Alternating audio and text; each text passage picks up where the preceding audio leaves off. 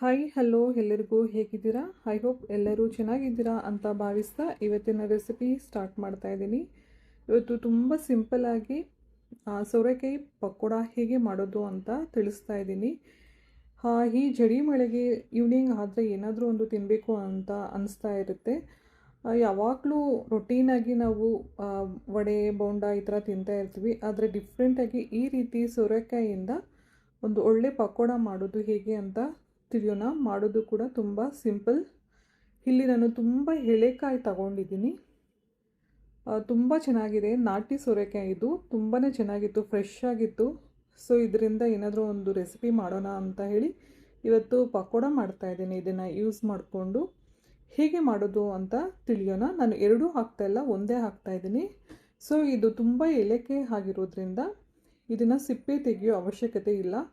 ಹಾಗೆ ನಾವು ಕಟ್ ಮಾಡಿಕೊಂಡು ತುರಿದಿಟ್ಕೋಬೇಕಾಗುತ್ತೆ.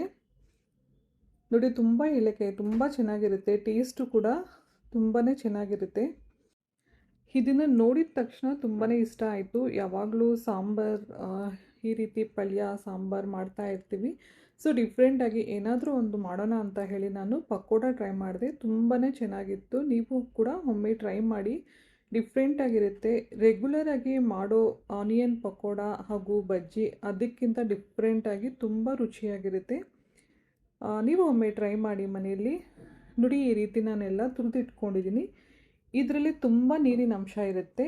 ಸೊ ಹಾಗಾಗಿ ನಾವು ನೀರೆಲ್ಲ ಗಟ್ಟಿಯಾಗಿ ಹಿಂಡ್ಕೋಬೇಕು. ನಾವು ಎಷ್ಟು ಹಿಂಡ್ಕೊಂಡ್ರೂ ಕೂಡ ಅದರಲ್ಲಿ ನೀರಿನ ಅಂಶ ಇದ್ದೇ ಇರುತ್ತೆ.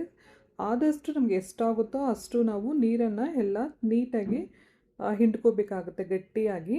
ಈ ರೀತಿ ಎಲ್ಲ ಹಿಂಡ್ಕೊಂಡಾದಮೇಲೆ ಒಂದು ಬೌಲ್ಗೆ ಟ್ರಾನ್ಸ್ಫರ್ ಮಾಡ್ಕೊಳ್ತಾ ಇದ್ದೀನಿ.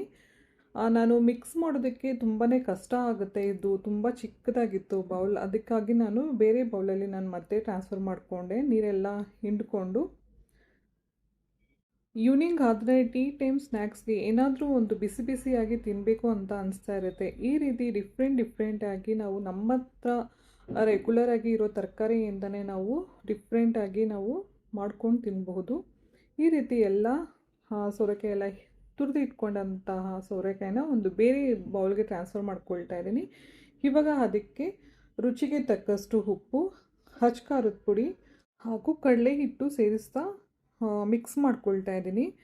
ಕ್ವಾಂಟಿಟಿ ಇಷ್ಟೇ ಬೇಕು ಅಷ್ಟೇ ಬೇಕು ಅಂತ ಏನಿಲ್ಲ. ನೀವು ಎಷ್ಟು ನಾವು ಸೋರೆಕಾಯಿ ತೊಗೊಂಡಿರ್ತೀರ ಅದಕ್ಕೆ ತಕ್ಕನಾಗೆ ನಾವು ಹಾಕೋಬಹುದು. ಹಾಗೆ ನೆನಪಿರಲಿ, ಇದರಲ್ಲಿ ತುಂಬಾ ನೀರಿನ ಅಂಶ ಹೆಚ್ಚಾಗಿರುತ್ತೆ. ಹಾಗಾಗಿ ನೀರು ಹಾಕೋ ಅವಶ್ಯಕತೆಯೇ ಇಲ್ಲ. ಹಾಗೆ ನಾವು ಮಿಕ್ಸ್ ಮಾಡ್ಕೋಬೇಕು. ಈಗ ಸ್ವಲ್ಪ ನಾನು 2 ಟೇಬಲ್ ಸ್ಪೂನ್ ಆಗುವಷ್ಟು ಕಾರ್ನ್ಫ್ಲೋರ್ ಹಾಕಿದ್ದೆ. ಈಗ ಮತ್ತೆ ಸ್ವಲ್ಪ ನಾನು ಮೈದಾ ಹಾಕ್ತಾಯಿದ್ದೀನಿ. ಮೈದಾ ಹಾಕ್ಕೊಳ್ಳೋದ್ರಿಂದ ಹಿಟ್ಟೆಲ್ಲ ಕರೆಕ್ಟಾಗಿ ಸೆಟ್ ಆಗುತ್ತೆ, ಹಿಡಿದಿಟ್ಕೊಳ್ಳುತ್ತೆ. ನಾವು ಹಾಕೋದಕ್ಕೆ ಪಕೋಡ ಹಾಕ್ಕೊಳ್ಳೋದಕ್ಕೆ ತುಂಬಾ ಈಸಿ ಆಗುತ್ತೆ. ಇವಾಗ ನಾನು ಇದಕ್ಕೆ ಏನು ಸೋಡಾ ಆ ಥರ ಏನೂ ಹಾಕಿಲ್ಲ. ನಾನು ಹಾಕಿರೋದು ಬೇರೆ ಖಾರದ ಪುಡಿ, ಉಪ್ಪು, ಅರಿಶಿನ, ಅಕ್ಕಿ ಹಿಟ್ಟು, ಕಾರ್ನ್ಫ್ಲೋರ್ ಹಾಗೂ ಸ್ವಲ್ಪ ಮೈದಾ ಹಾಕ್ಕೊಂಡಿದ್ದೀನಿ. ಇವಾಗ ಎಲ್ಲ ಹಾಕಿದ ತಕ್ಷಣ ನಾವು ಇದನ್ನು ಫರ್ಮೆಂಟೇಷನ್ ಮಾಡಬೇಕು, ಸ್ವಲ್ಪ ಹೊತ್ತು ರೆಸ್ಟ್ ಮಾಡಬೇಕು ಅಂತ ಏನೂ ಅವಶ್ಯಕತೆ ಇಲ್ಲ. ಡೈರೆಕ್ಟಾಗಿ ಎಣ್ಣೆ ಬಿಸಿ ಮಾಡಿ ಡೈರೆಕ್ಟಾಗಿ ನಾವು ಎಣ್ಣೆಯಲ್ಲಿ ಬಿಡಬಹುದು. ತುಂಬಾ ರುಚಿಯಾಗಿರುತ್ತೆ. ಬೇರೆ ಎಲ್ಲ ಬೋಂಡ ಬಜ್ಜಿ ಆ ಥರ ಎಲ್ಲ ಸ್ವಲ್ಪ ಹೊತ್ತು ನಾವು ರೆಸ್ಟ್ ಮಾಡಿ ಆಮೇಲೆ ಹಾಕೋದ್ರಿಂದ ಅದು ತುಂಬ ಚೆನ್ನಾಗಿ ಬರುತ್ತೆ. ಬಟ್ ಇದಕ್ಕೆ ಆ ಥರ ಏನಿಲ್ಲ. ಹಾಕಿದ ತಕ್ಷಣ ಡೈರೆಕ್ಟಾಗಿ ನಾವು ಎಣ್ಣೆಯಲ್ಲಿ ಬಿಡಬಹುದು. ನಾನು ಮೊದಲೇ ಎಣ್ಣೆ ಕಾಯಿಸಿಟ್ಕೊಂಡಿದ್ದೆ, ಸ್ಟವ್ ಮೇಲೆ ಇಟ್ಕೊಂಡಿದ್ದೆ. ಇವಾಗ ನಾನು ರೆಡಿ ಆಗಿದ ತಕ್ಷಣ ಹಾಗೆ ಹಾಕ್ತಾಯಿದ್ದೀನಿ. ನೋಡಿ, ತುಂಬ ಚೆನ್ನಾಗಿ ಬರುತ್ತೆ. ಸ್ವಲ್ಪ ಕೂಡ ಅಂಟೋದಿಲ್ಲ. ತುಂಬ ಈಸಿ ಕೂಡ ಇದು. ಟೀ ಟೈಮ್ಗೆ ಪರ್ಫೆಕ್ಟ್ ಸ್ನ್ಯಾಕ್ಸ್ ಇದು. ತುಂಬಾ ರುಚಿಯಾಗಿರುತ್ತೆ. ರೆಗ್ಯುಲರಾಗಿ ಮಾಡೋ ಬೋಂಡ ಬಜ್ಜಿಗಿಂತ ಇದು ತುಂಬಾ ಡಿಫ್ರೆಂಟ್ ಟೇಸ್ಟ್ ಕೊಡುತ್ತೆ. ತುಂಬ ಚೆನ್ನಾಗಿತ್ತು. ಮನೆಯಲ್ಲೂ ಕೂಡ ತುಂಬ ಇಷ್ಟಪಟ್ಟು ತಿಂದರು. ಮಕ್ಕಳು ಕೂಡ ಎಲ್ಲ ಮಾಡಿದ್ದೆಲ್ಲ ಖಾಲಿ ಮಾಡಿಬಿಟ್ರು. ಆ್ಯಕ್ಚುಲಿ ಇದು ಮಾಡ್ತಾನೆ ಖಾಲಿ ಆಗಿಬಿಡುತ್ತೆ, ಅಷ್ಟೊಂದು ಚೆನ್ನಾಗಿರುತ್ತೆ.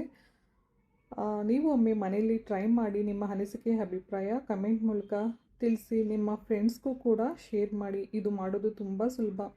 ಡಿಫ್ರೆಂಟಾಗಿ ಈ ಥರ ಸೋರೆಕಾಯಿ ಪಕೋಡ ಒಮ್ಮೆ ನೀವು ಮನೆಯಲ್ಲಿ ಟ್ರೈ ಮಾಡಿ. ನಿಮ್ಮ ಫ್ರೆಂಡ್ಸ್ಗೂ ಕೂಡ ಶೇರ್ ಮಾಡಿ. ಈ ವಿಡಿಯೋ ನಿಮ್ಮೆಲ್ಲರಿಗೂ ಇಷ್ಟ ಆಗಿದೆ ಅಂತ ಭಾವಿಸ್ತಾ ಇದ್ದೀನಿ. ಇಷ್ಟ ಆಗಿದ್ದರೆ ನಿಮಗೆ ದಯವಿಟ್ಟು ಲೈಕ್ ಮಾಡಿ, ಶೇರ್ ಮಾಡಿ, ಸಬ್ಸ್ಕ್ರೈಬ್ ಮಾಡಿ. ಹಾಗೆ ಕಮೆಂಟ್ ಮೂಲಕ ನಿಮ್ಮ ಅನಿಸಿಕೆ ಅಭಿಪ್ರಾಯ ತಿಳಿಸೋದು ಮಾತ್ರ ಮರಿಬೇಡಿ. ನಿಮ್ಮ ಕಮೆಂಟ್ಸ್ ಇನ್ನಷ್ಟು ವಿಡಿಯೋಸ್ ಮಾಡೋದಕ್ಕೆ ನಮಗೆ ಪ್ರೋತ್ಸಾಹ. ಸೊ ಹಾಗಾಗಿ ಕಮೆಂಟ್ ಮಾಡೋದು ಮಾತ್ರ ಮರಿಬೇಡಿ. ಈ ವಿಡಿಯೋ ನಿಮಗೆ ಇಷ್ಟ ಆಗಿದೆ ಅಂತ ಭಾವಿಸ್ತಾ ಇದ್ದೀನಿ. ಥ್ಯಾಂಕ್ ಯು ಸೋ ಮಚ್ ಎಲ್ಲರಿಗೂ. ಬಾಯ್ ಬಾಯ್.